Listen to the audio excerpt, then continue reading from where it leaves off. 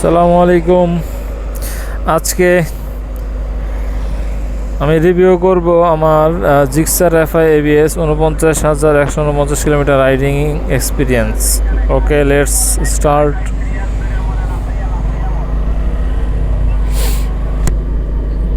আমি জিক্সারটা কিনলাম almost 4 years, এখনও 4 বছর হয় নাই। এর মাঝে আমার অনেক রাইডিং এক্সপিরিয়েন্স হয়ে গেছে, কারণ আমি জিক্সার ছিল আমার লাইফের সেকেন্ড বাইক। কারণ আমি ফার্স্ট বাইক ছিল আমার হর্নেট, সিবি হর্নেট সিবিএসটা, যেটা ডুয়াল ডিস্ক ছিল, যেটা মার্কেটে অনেকদিন ছিল না, আবার ছিল। ওটা ছিল আমার লাইফের ফার্স্ট বাইক। ওটা দিয়ে আমার হাতে খড়ি বাইকের, অনেক হয়তো ছোট বাইক দিয়ে শিখে, আমি বড় বাইক দিয়ে শিখছিলাম। আর আমার কোনো নিজস্ব বাইক দিয়ে শেখা, কারণ অন্যের বাইক চালাইতে আমার ভয় হতো যে যদি কিছু হয়ে যায় তখন সেটা তো সে কি না কি মনে করে। সারাইয়া দেওয়ার ক্যাপাসিটি ছিল, বাট তারপরেও একটা ভয় থাকতো ভিতরে যে যদি পড়ে গেল। তো এই জন্য কখনো অন্যের বাইক দিয়ে চালানোর শিখিও নাই কখনো। যদিও একবার চালাইছিলাম একজনের বাইক, অল্প, ধরেন 2 মিনিট। তো তখন ছিল ফার্স্ট রাইডিং, রাইট সিটে বসা আর কি বাইকের। যাই হোক, জিক্সারের কথাই আসি, যেহেতু জিক্সার নিয়ে রিভিউ দিব। তো এই ৪৯,১৪৯ কিলোমিটারের ভিতরে আমার বাইকের কী কী সমস্যা, প্রস অ্যান্ড কনস নিয়ে আলোচনা করতে পারি। আগে ভালো দিকগুলোই বলি, না আগে খারাপ দিকগুলো বলবো চিন্তা করতেছি। খারাপ দিক চিন্তা করলে আমার ফার্স্টেই জিক্সারে একটা সমস্যায় ভুগতেছিলাম প্রথম থেকেই, যেটা ছিল আপনার পিক আপ ছেড়ে দিত, যেটা এখনও হালকা হালকা হয়। তো এটা আমার প্রথম অবস্থায় একদম মহামারী আকারে ধারণ করে দিয়েছিল। ইভেন এই সমস্যাটা ম্যাক্সিমাম জিক্সার এফআই এবিএস রাইডারদের যে এখনও আছে। বিভিন্ন গ্রুপে যখন আপনার সমস্যা নিয়ে আমরা পোস্ট করি তখন দেখতে পাই, এছাড়া দেখতে পাই না এই সমস্যাটা। এটা একটা common problem on Gixxer FI ABS বাইকে, বিশেষ করে এফআইটা। এবিএস তো আলাদা সেকশন, জিক্সার এফআইতে আর কি, নিউ জিক্সার এফআইতে। ওল্ড তো আর চালাই নাই, জিক্সারের তো আগেরও যেটা ফার্স্ট মডেল ছিল ওটারও তো এফআই ভার্সন ছিল, এসএফটার ছিল খুব সম্ভবত, জিক্সারটার ছিল না সরাসরি। তো ওটা তো কখনো চালাই নাই, ওটার আমি বলতে পারবো না। তো আমারটার কথা আমি বলতেছি, আমি যখন ফার্স্ট ৫,০০০ কিলোমিটারের ভিতরেই আমার এই সমস্যাটা ফেস করি। দেন একবার তো আমার পুরা বাইক বলবো, আমার তো সার্ভিস সেন্টারে বুকচুত বানাই দিছিল পুরা, কারণ বললো তারা অয়েলের সমস্যা, তেলে। তো ফুয়েল চেঞ্জ করলাম, পুরা চেঞ্জ করে আসার পরে আবার সেম সমস্যা। What the heck! তার মানে কী হলো, আমার ফুয়েল 10 লিটার ফুয়েল ছিল, 90 টাকা লিটার ছিল তখন দাম। 900 টাকার ফুয়েল তাদের ওখানে ফালায় রেখে আসতেছিল, কারণ তারা বললো ফুয়েলে নাকি সমস্যা, এই ফুয়েল দিয়ে হবে না। যাই হোক, এটা গেল, সমাধান কিছুই হলো না, উল্টা আমার 900 টাকার ফুয়েল লস।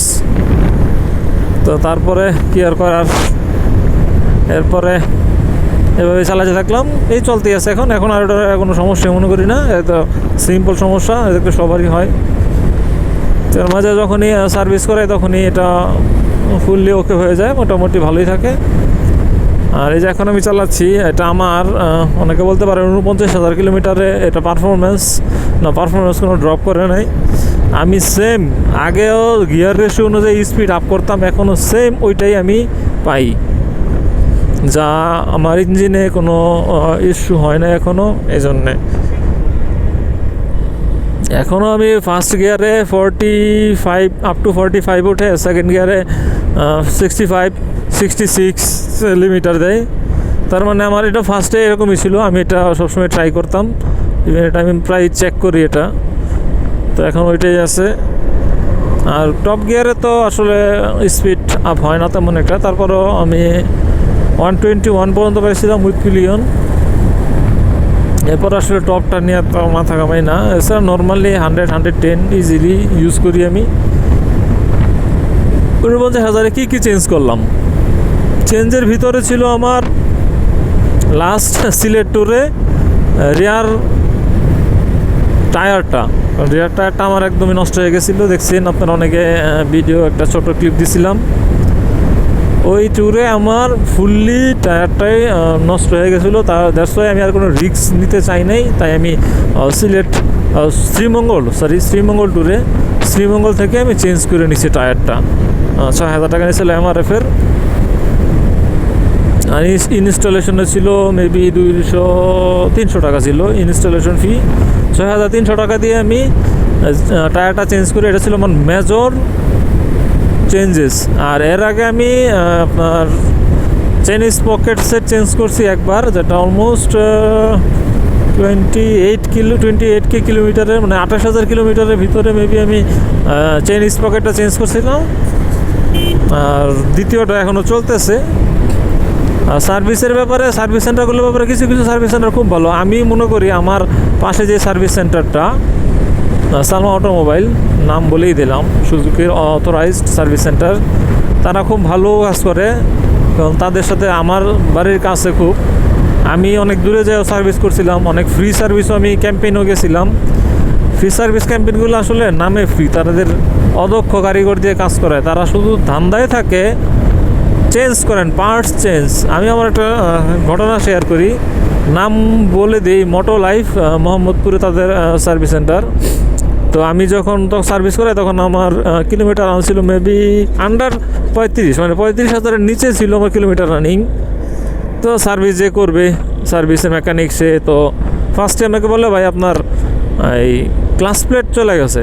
আমি বললাম কীভাবে, আমাকে বুঝান।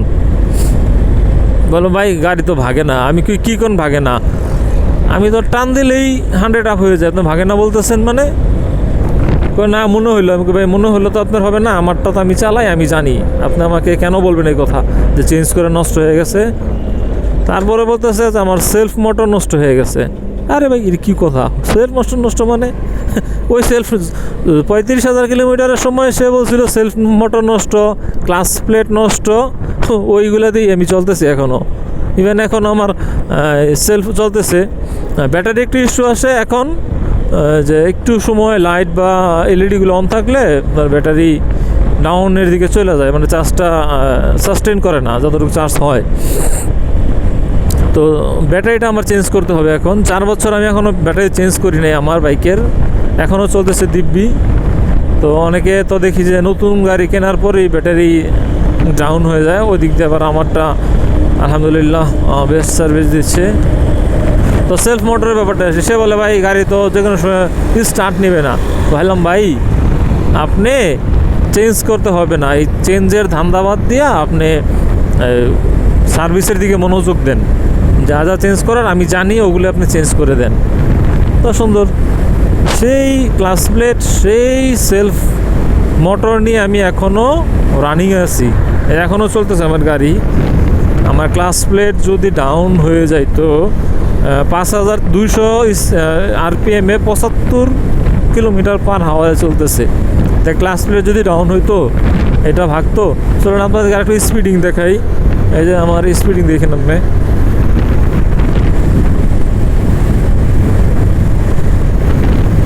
আমার ক্লাস প্লেট যদি ডাউন হইতো তাহলে কি আমি স্পিডটা গেইন করতে পারতাম? বলেন, আপনারাই বলেন। দেখছেন প্রতি পিক আপে গাড়ি কেমনে ভাগতেছে। 100 আপ, অলমোস্ট 100 আপ। আমার ক্লাস প্লেট যদি ডাউন হইতো তাহলে কি আমি স্পিডটা আমি এটা পাইতাম এখন? এই 35,000-35-এর নিচে। তখনই সে আমাকে বললো যে ভাই আপনার তো এই ক্লাস প্লেট চলে গেছে। হোয়াট দ্য হ্যাক, মানে তাদের ধান্দা ছিল, তারা শুধু যে মানে যে যেরকম যারা যেরকম বলদ বানাইতে পারে, মানে বোকা, মানে চুনা লাগাইতে পারে, যা বলা চুনা লাগাইতে পারে যতটুকু পারে, মানে এই ধান্দাই তারা থাকে আর কি। তারা ফ্রি সার্ভিস ক্যাম্প খুলে বইছে, তারা ফ্রি সার্ভিসের নামে ধান্দা, পকেট কাটার ধান্দায় থাকে। তারপরে আমি 2বার গাড়ি সার্ভিস করাই ফেলছি আমার এই চৌরাস্তায় সালমা অটোমোবাইল থেকে ওইখানের টেকনিশিয়ান সে একবারও বলে না যে ভাই আপনার ক্লাস প্লেট নষ্ট হয়ে গেছে, আপনার সেলফ মোটরের প্রবলেম হচ্ছে। সে বলে ভাই আপনার ক্লাস প্লেট তো খুব সুন্দর আছে। ইভেন আপনারা অবাক হবেন, আমার এই বাইকটা 4-5 জন অপারেট করি, মানে 4-5 হাত অপারেট করে এই বাইকটা, অলমোস্ট ওয়ান কাইন্ড অফ 12 ভাতার যাকে বলা হয়, বাংলায় না বললাম না, কারণ আমার এই বাইক দিয়ে আমার এই জিক্সার দিয়ে আমার অনেকেই রাইডিং হাত ক্লিয়ার করতে পারছে, যারা নাম নাই বললাম, যারা করার তারা জানেই।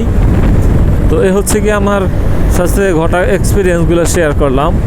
ফুয়েল আর কিলোমিটার, 1 লিটারে কত কিলোমিটার যায় ব্যাপারটা, আর মেজর আর কোনো চেঞ্জ নেই আমার। এই টায়ার আর চেইন স্পকেট সেটটাই আমার মেজর চেঞ্জেস ছিল এর মাঝে, এছাড়া আর কোনো মেজর চেঞ্জ নেই এর মাঝে। আমি তারপরে এর তো যত অ্যাজ ইউজুয়াল এই আপনার ফ্রন্টের চেইন স্পকেটটা চেঞ্জ করা লাগে, তারপরে আপনার এই ঘাড়ের জানি কি বলে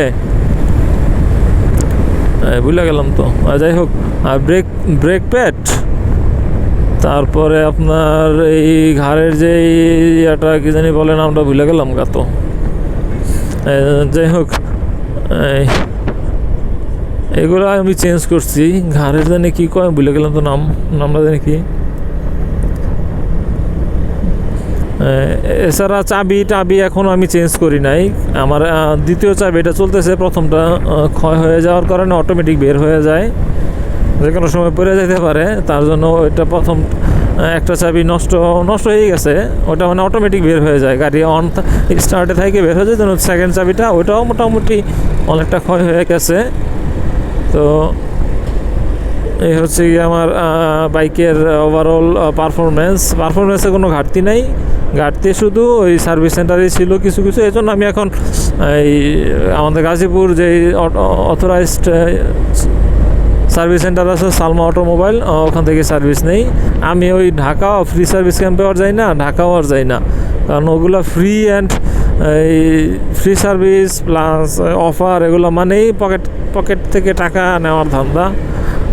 ভালো ভালো গাড়িগুলোকে বলবো এটা পাল্টান ওটা পাল্টান, এগুলো বইলা মানে পার্ট চেঞ্জ করে এবার শুধু যেটা নষ্ট হয় না সেটাও বলবো চেঞ্জ করেন, যেটা নষ্ট হয়েছে সেটাও বলবো চেঞ্জ করেন। আর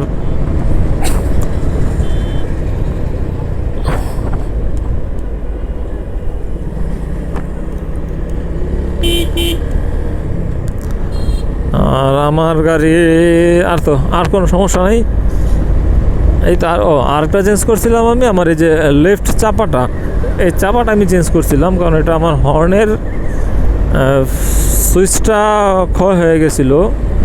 এটাও নষ্ট হয়ে যেতে, সেটা লোকাল ইয়া থেকে আনঅফিসিয়াল থেকে লাগানো, বাট এটা খুব একটা ভালো না। অফিসিয়ালটা লাগায় দেখা যাবে যারা বাইরে থেকে লাগানো ছিল, বাট তখন অফিসিয়ালি ছিল না। আমি ম্যাক্সিমাম প্রোডাক্টই অফিসিয়াল ইউজ করি, বাট কিছু কিছু প্রোডাক্ট যেগুলো আসলে অফিসিয়াল থেকে আনঅফিসিয়ালি কম দামে পাওয়া যায়, এই জন্য ওগুলো আনঅফিসিয়ালি ইউজ করি। যেমন বল রেসার যেমন নামটা মনে ছিল না, বল রেসার আমি সবসময় আনঅফিসিয়ালি ইউজ করি। সবসময় না, একবারই করছিলাম, আরেকবার স্টক আইনা রাখছি। আর চাইনিজ পকেট অফিসিয়ালি যেই দাম, আমি আনঅফিসিয়ালি ইন্ডিয়ান মালি মিরপুরে কিছু শপ আছে যারা আয়না বিক্রি করে, ওগুলা কিনে লাগায় অনেক কম দামে, 1000-1500 টাকা পর্যন্ত কমে পাওয়া যায় অলমোস্ট। তো এই জন্য একটু লোকাল থেকে কিছু প্রোডাক্ট লাগাই এর মাঝে। আর অ্যাজ ইউজুয়াল যা চেঞ্জ করার ওগুলো তো করতেই হবে, যেমন এয়ার ফিল্টার বলেন, মোবিল ফিল্টার, তারপরে আপনার রেগুলার ইঞ্জিন অয়েল। হ্যাঁ, আমার একটা ইস্যু হচ্ছে বর্তমানে কিছু র্যান্ডম হাতে ইউজ হওয়ার কারণে হয়তো আমার এই পিস্টনটা দুর্বল হয়ে গেছে, যার জন্য একটু মোবিল মোবিল পড়ে যাচ্ছে, মোবিল বার্ন হচ্ছে খুব। এটা খুব একটা মোটামুটি আস্তে আস্তে মহামারী হবে, এখনও হয় নাই, এখনও সাদা ধোঁয়া তেমনভাবে বোঝা যায় না, হাই রেফ না করলে বোঝাই যায় না। তো হাই রেফ মোটামুটি একটু বেশিক্ষণ টাইম করে তারপরে বোঝা যায়, নর্মাল কোনো আইপিএমে বোঝা যায় না আমার ইয়াটা পিস্টনটা। এটা একটা সমস্যা হওয়ার দিকে, কারণ ওই যে র্যান্ডম হাতে ইউজ করলে যা হয়। এখন আছি শালনাতে, মাওনা থেকে আসতেছি আপনাদের সবার সাথে গল্প করতে করতে। ইভেন আমার এই যে বাইক চালাচ্ছি আমি, আমার কোনো কিন্তু কোনো এনার্জি লস বা বলেন বাইকের এনার্জি লস। আর শীতকালে একটা বাইক চালানো একটা সবচেয়ে মজা হচ্ছে গিয়ে শীতকালে বাইকের এনার্জি লস হয় না, কারণ ইঞ্জিনটা একদম ঠান্ডা থাকে। এই যে ইঞ্জিনের কাছে পাও নেওয়া রাখছি আমি, ইঞ্জিনে কোনো গরমই নেই। আর গরমকালে তো ইঞ্জিনের কাছে যেখানে ফুট রেস্ট সেখানে পা রাখা যায় না, যা খুবই বিরক্তিকর।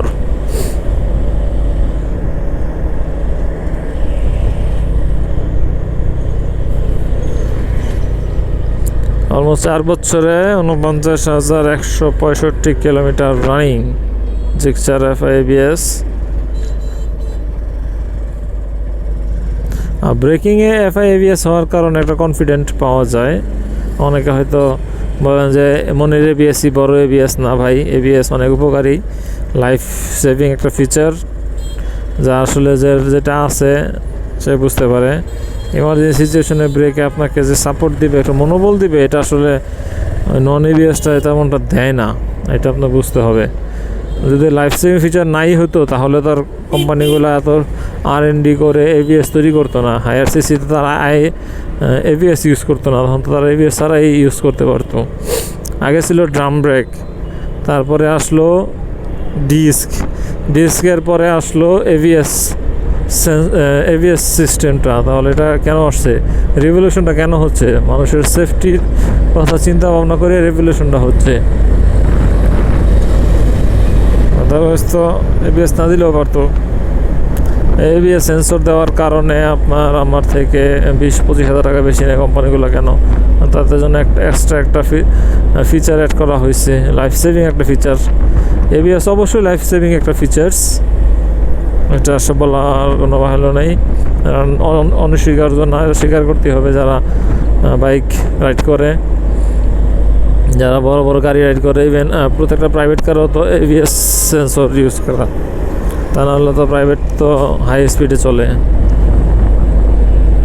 এটা আসলে যারা জানে না তারা অনেকে বলে যে এবিএসটা আসলে কিছুই না, বাট এবিএসটা আসলে অনেক কিছু, অনেক বকবক করলাম আপনাদের সাথে, 16 মিনিট হয়ে গেছে। এছাড়া আমার বাইকে আর কোনো সমস্যা হয় না এখন পর্যন্ত। আমার জিক্সার এফআই এবিএসে আলহামদুলিল্লাহ হ্যাপি রাইডিং খুব সুন্দর আছে। হ্যাঁ, সিটিং পজিশন বলেন, রাইডিং মোড বলেন, ওভারটেকিং কনফিডেন্ট বলেন, সবই আপনাকে দিবে। যদিও টপ ইন্ডে একটু কম, এটা খুব স্ট্রাগল করে। জিক্সারটা আসলে যতটুকু হর্স বিএইচ দেওয়া, বাট তার থেকেও বেশি মনে হয় না অতটুকু আপনাকে প্রপার সে দিতে পারে, ডেলিভার করতে পারে। জিক্সারের 5th গিয়ারে আপনার কোনো শক্তি তারা প্রোভাইড করে না। আর আরেকটা বড় কথা, সেটা তো 2 ভালভ এয়ার কোল্ড একটা ইঞ্জিন, তো এই জন্য হয়তো তারা ফুল আরপিএমটা এখানে আনলক করে নাই। ফুল আরপিএম আনলক করলে দেখা যায় গাড়ির জন্য অনেক ক্ষতি হয়ে দাঁড়াইব। ছাপড়ি রাইডাররা তারা অনেক কিছু করে করবো।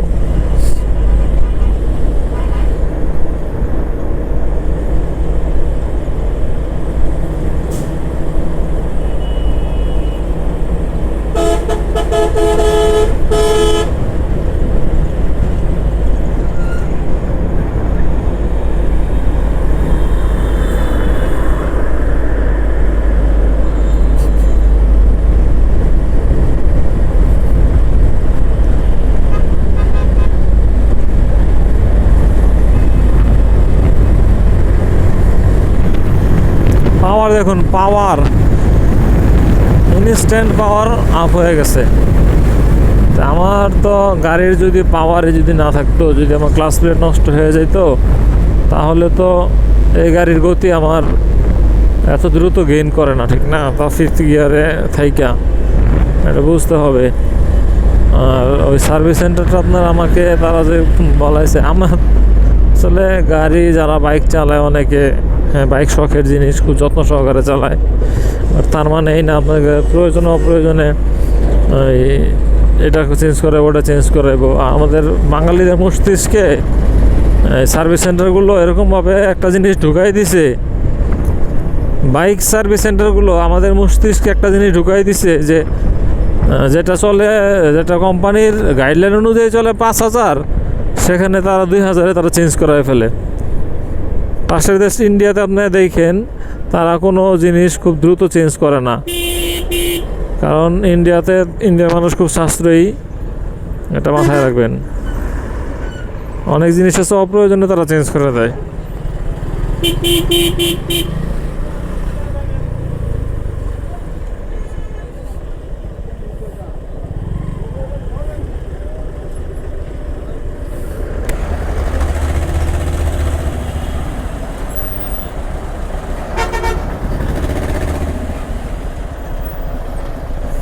হানিমুন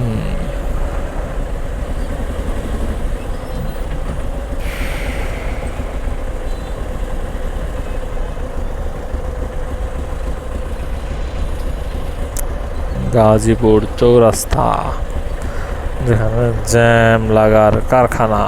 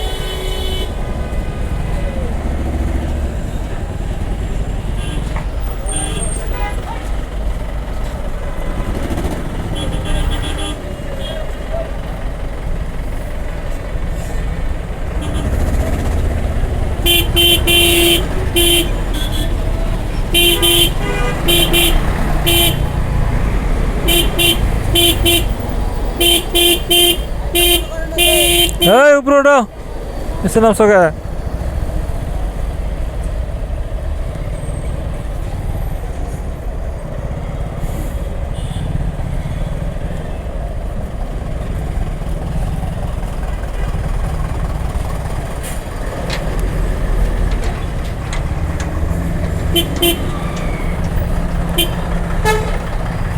চলো ঘরের সালা রাখালে উপরেটা জায়গা বাইক লইয়া সাপ রানা গেলে জনগণে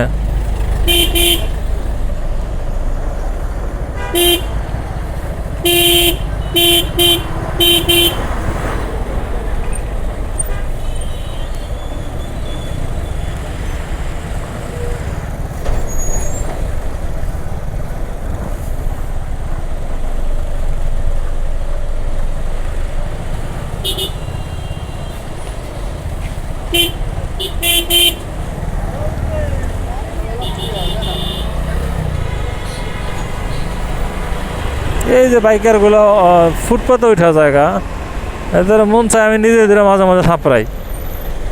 জনগণে তো কিছু কয় না, এই জনগণের কথার ভয়ে আমি বাইক নিয়ে উপরে উঠি না কখনো। আরে বাইকার গুলাকে জনগণের মনটা চায়, এগুলো আমি নেমা থাপড়াই যা সোদানির ফোয়ারা উপরে স্কিল দিঘা, কারণ নিচে থাকতে পারস না।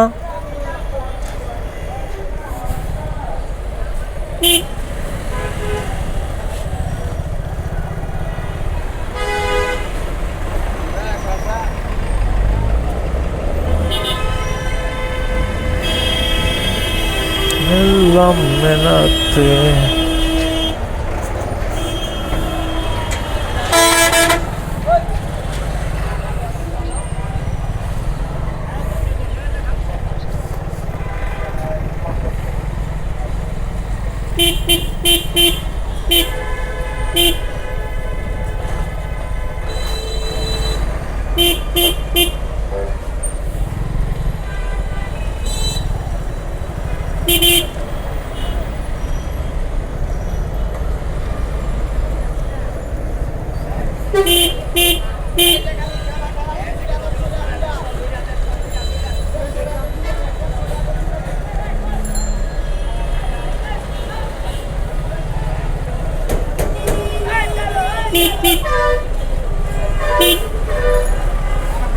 সোনার